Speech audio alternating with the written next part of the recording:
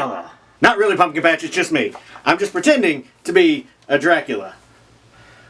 Hello everyone and welcome back to the Pumpkin Patch. I'm your host James Moser, and as you can tell, today's episode of Days of Halloween is all themed to vampires. That's right, it's Vampire Night Part 2. We hope that you enjoy these blood-sucking classics that we've chosen for today. So without further ado, let's let the coffin open and slip into the darkness with Vampire Night 2!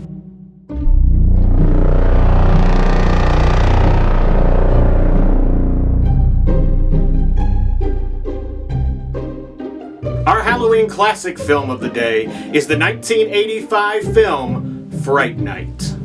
This film is directed by Tom Holland. Not that Tom Holland. No. That Tom Holland. You know, the guy who directed Child's Play. This film follows Charlie Brewster. He's a young guy who thinks that maybe there's a possibility that perhaps there could maybe be a vampire living next door to him in the old creepy house. I mean, but that's about par for the course for horror movies. I mean, let's be honest, my neighbors haven't shut up since I built a graveyard in the backyard. Those bodies aren't gonna bury themselves. But see, good old Charlie Brewster can't seem to find anyone that's gonna believe him. There's been a lot of disappearances, and he's pretty sure that his next door neighbor, Jerry Dandridge, is a vampire. So he talks to his girlfriend Amy and his buddy Evil Ed. That's my man's name. That's a pretty good name. Charlie's got a couple of instances in which he's pretty sure that his neighbor is definitely a vampire. Other than the fact that the vampire is played by Chris Sarandon, who's going to become Jack Skellington. I mean, I think that's pretty good evidence. We should have known right then and there he's up to something spooky in that house. So when you don't have anybody to believe you about your next door neighbors being vampires, who you going to call? Your local TV horror host, who happens to have played a vampire hunter in his previous career as a film star. Hey James, I heard you say something about a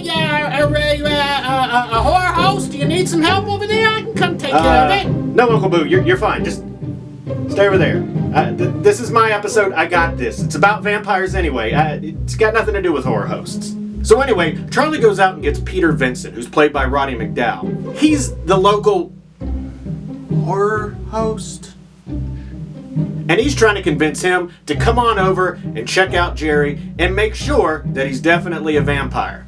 Peter, however, wants absolutely nothing to do with this until Charlie's girlfriend Amy gives him a couple of bucks and says, why don't you go over there and tell him that this thing ain't real, just to get him to calm down, you know what I'm talking about? So Peter goes on over and gives him the tests, the typical tests that you have for checking to see if someone's a vampire. And surprisingly enough, at the end of everything, Peter Vincent's pretty sure that Jerry Dandridge is definitely a vampire. So Charlie, Peter, Amy, and Evil Ed all have to team up to go up against Jerry Dandridge and the forces of darkness. Because without all of them working together, they'll never end this Fright Night. Which is the name of Peter Vincent's horror host show. Which is pretty clever, honestly.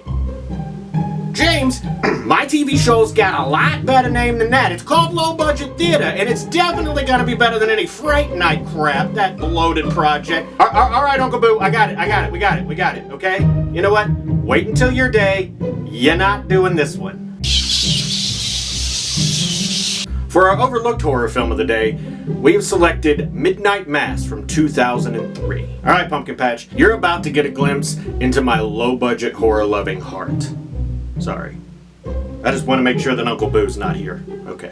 I don't smell cigars. You never know. This movie is made by a first-time director, first-time actors, and it is extremely low budget. The film itself takes place in a world where vampires have already taken over it. Now, I know what you're saying. It's a low-budget film. How are they going to show us that the world's already been taken over? I mean, probably with just a couple of, low-budget broadcasts that play things. Taking some footage from some empty buildings before they open late at night. Maybe catching 5-6 seconds of a road that's empty at a time. But ultimately, you're going to need to take about 50 cc's of trust us on this, and you're definitely going to have to get a booster shot and suspension of disbelief. Because that's about all that shows the world is taken over by vampires. The story finds Gwen. She is a militant atheist. didn't know that was a thing, but she's a militant atheist. And she is trying to find Father Joe, one of the last priests that are surviving in her town. And when she finds Father Joe, what's gonna happen? I mean, you could probably tell he's probably a drunk and needs to get like his faith reinvigorated from an atheist who, if she's an atheist, I still don't understand why she would be definitely going to a priest for help. But ultimately, it's going to be a struggle for her as an atheist to convince this priest to regain his faith and help her end the tyranny of these bloodsuckers. I mean, I assume just in her town, because it doesn't seem like it's going to change anything worldwide, because remember, the world is completely taken over by vampires, okay? It's totally the whole world. It's everywhere, okay? Trust us on this. Don't expect a lot of great performances. Don't expect a lot of great special effects. This film was really selected because of the tone, because of the atmosphere, because even though there was a lot of first-timers involved in the making of this film, it has great feeling, has great atmosphere. The film actually does a really good job of making you feel like the entire world is abandoned during the day scenes. It was written by New York Times bestseller F. Paul Wilson, so they have that going for them. Also, it's going to be a little harder for you to find this particular one right now. I couldn't find it streaming on any service currently. It was a couple of months ago until Mike Flanagan just released Midnight Mass, the TV show, over on Netflix. So that seems to have bumped it from all of the algorithms. I don't know if we're going to have that problem going forward, but if not, try checking out Midnight Mass by renting it at a video store. Oh wait, there's no more video stores. Oh, well, I mean, at least if you're going to shoot a low-budget apocalyptic movie, you can start at empty video stores, right? Our first selection for the late night double feature picture show goes to the 1998 film Blade. Ladies and gentlemen, boys and girls, children of all ages, come on down to what is ultimately the start of the Marvel Cinematic Universe. Not really, but it is what gave Marvel the idea that maybe, just maybe, they might be able to make this comic book to film transition thing work after all. Blade stars Wesley Snipes as Blade. He's Blade. He's a half-human, half-vampire hybrid called a Daywalker.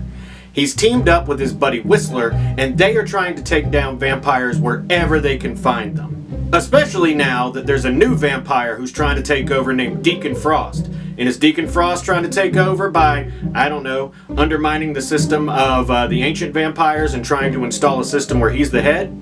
No, that's exactly what he's trying to do. He's also trying to summon the blood god La Magra. Wait, the what now? The blood god? This has a pretty good-sized budget, but for some reason that sounds like something from a low-budget horror movie. There ain't nobody that knows low-budget horror movies quite like Uncle Boo. If you tune into my show, Low Budget Theater, we got it, Uncle Boo. We got it. You got a show coming out. It ain't out yet. It'll be out when it comes out. But calm down. I'm already giving you a day of Halloween to talk. Jeez. What do you want, Uncle Boo? This movie is hyper stylish. It has great performances throughout the whole film. Chris Christopherson plays as Whistler, and Wesley Snipes really gets to show off his like kung fu moves. I don't know why I did this, but it's something like that. I gotta stand on my mark, sorry. The film was so popular that not only did Marvel think maybe there's a chance that we could actually make movies about our other comic book properties, it spawned 2 sequels and a TV show. One of those sequels is fantastic. One of those sequels was probably honestly destined to fail, and the TV show, we will never speak of the TV show. So just remember, whenever you're talking with your buddies and someone asks if you've seen the new MCU movie and Deborah from HR comes rolling up and starts talking about all the facts of the MCU like you don't even know how it exists, you just look Deborah in the face and you say, look, check this out. The MCU would be nothing without an R-rated horror film named Blade, starring Wesley Snipes as Blade. And then hopefully that keeps Deborah back down in HR where she belongs. This film is so beloved that Marvel is even rebooting it with Mahershala Ali starring as Blade. It's already shaping up to look pretty good, and here's hoping that Marvel has more vampires and more Blade in our future, and a lot less Deborahs overall. And our next selection for the late night double feature picture show goes to 30 Days of Night. Wow, Pumpkin Patch. It seems like we got a double theme. Not only are we doing all vampires, but the late night double feature picture show actually features 2 vampire movies based on comic books. Blade was based on Marvel Comics, and this one is based on a comic by Steve Niles. This film from 2007 stars Josh Hartnett, who is a guy who has decided that he's going to give up sex for the entirety of Lent.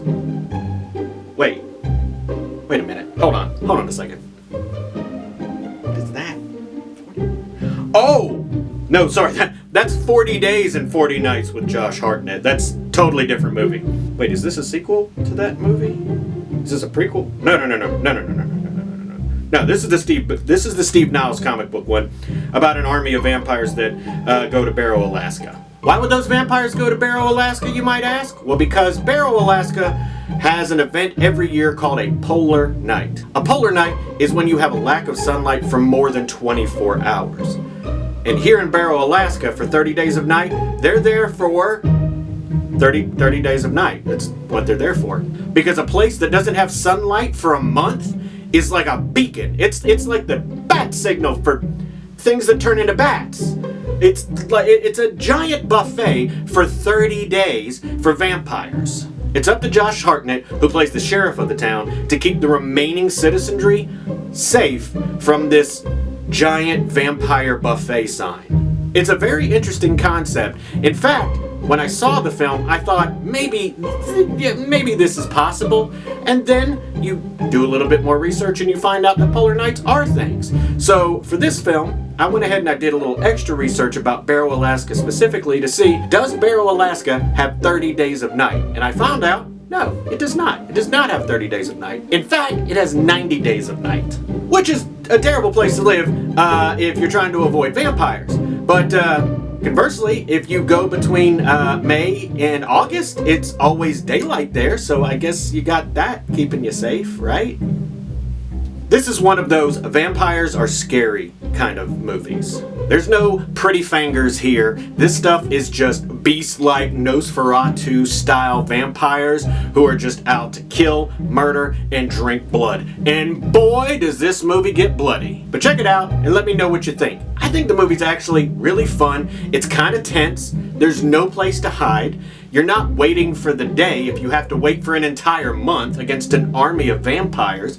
It's very clever, very well performed by Josh Hartnett, and I hope you guys enjoy the film. Just don't book any tickets to Barrow, Alaska for the winter. I mean, unless you're a vampire. And then in that case, you may want to just pace yourself because it's actually 90 days. You don't want to go like full Golden Corral like on the first day because you're gonna regret it. Like all of us do when we go to Golden Corral.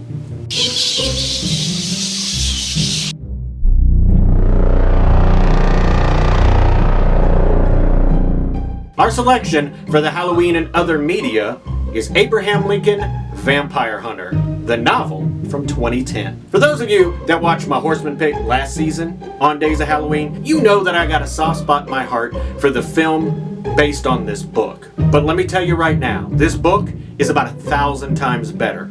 It's richer, it's deeper, it's more complex, it tells a more robust story. That film really kind of pales in comparison to the book. Get it? Pales?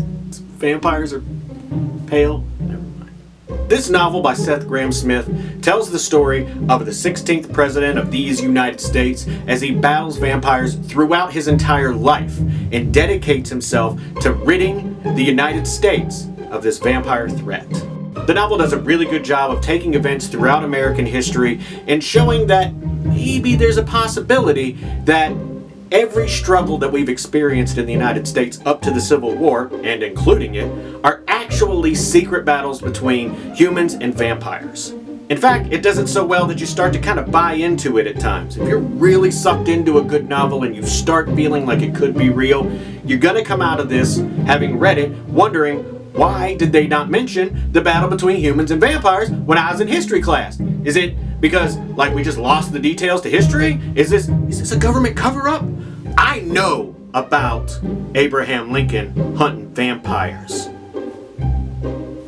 Actually, the novel doesn't cover any of that stuff because it's all told through the eyes of Lincoln. It's sort of like a war journal as he goes through his battles as a young man up to and when he becomes the president. A position that you get the feeling from the book he took just to keep vampires out. But ultimately, it's the story of a man. A man who was a lawyer, who was a rail splitter, who was a congressman, who was a master debater, a president of these United States, and most importantly, a vampire hunter.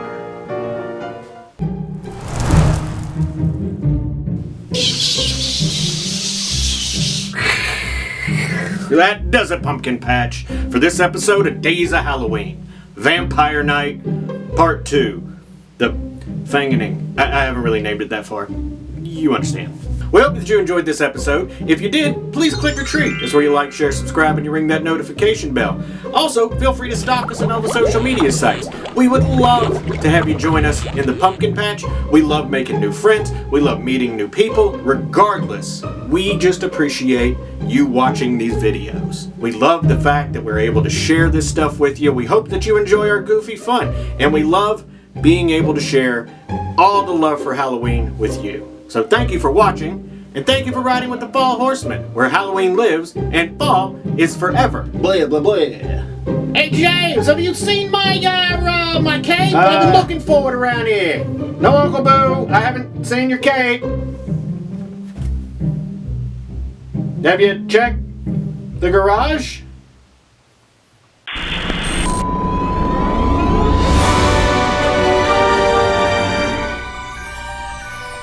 So just remember, what did I name you? Deborah. Oh, Deborah. You know that I absolutely have our selection for the Halloween and other media selection. So I said it twice.